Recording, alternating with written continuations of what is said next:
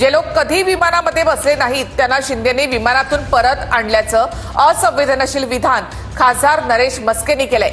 रक्ताची माणसं गमावून महाराष्ट्रातले पर्यटक राज्यात परतले असताना अशा प्रकारे म्हस्केंनी वादग्रस्त विधान केलेलं आहे। मला माहित आहे का, त्यामधील जवळजवळ 45 लोक असे आहेत, वर्धा आणि नागपूरचे लोक आहेत की रेल्वेने त्या ठिकाणी गेले होते। अतिशय वाईट परिस्थिती आहे। सीआरपीएफच्या कॅम्पमध्ये राहत होते असे 45 लोक आहेत ना, त्यांनी आयुष्यामध्ये कधीही विमानात बसले नव्हते। त्या लोकांना विमानाने आणण्याची व्यवस्था एकनाथ शिंदे साहेबांनी केलेली आहे। ते गेल्यामुळे त्या अधिकाऱ्यांमध्ये एक प्रोत्साहन मिळालं, जोर मिळाला, काम करण्याची स्फूर्ती वाढली। जर एक जबाबदार माणूस गेला तर तुम्ही त्यांना कुरघोडी श्रेयवान म्हणता। अहो 45 लोक रेल्वेने गेले होते।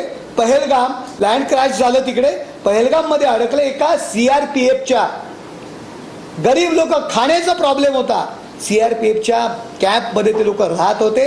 त्या लोकांना एकनाथ शिंदे साहेबांनी आता विमानतळावर आणलं आणि ती लोक पहिल्यांदा विमानात बसतायत। रेल्वेने गेलेली लोक आहेत, पहिल्यांदा विमानात बसून घाबरलेली लोक आहेत, त्यांना आज महाराष्ट्रात आणतायत।